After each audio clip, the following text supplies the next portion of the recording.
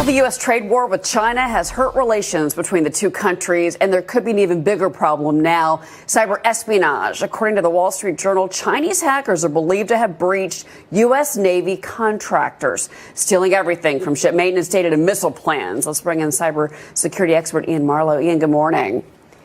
Good morning. You know, it begs the question here with all this theft from these contractors, if the Chinese are stepping up cyber espionage because of the pressure from Donald Trump and the trade war that seems to be underway now.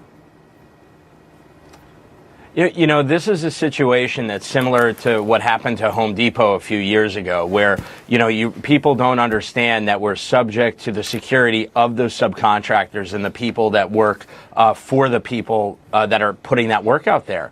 And it shows that you're only as strong as the weakest link. So we may have great security at the Fed, but when it comes to the subcontractors, things are different. Okay, Lockheed Martin, but I mean, this is one of the world's largest defense contractors. They were breached. I mean, this is back in 2011, but they at the time had to redo their whole security network. I mean, how vulnerable are these smaller contractors, large and small? Because I'm not going to call Lockheed a small company. Well, it really all depends on how distributed their networks are, how many locations they have, and what protocols they put in. Many of the contractors are subject to specific protocols that we put out for them when they have the contracts. Others of these contractors have their own independent networks that are not nearly as strong. So it comes down to the requirements of what their contract has. And this really ultimately, I think, either has to change, or we can actually require the number of those contractors to be able to use the networks that are basically provided by the Fed.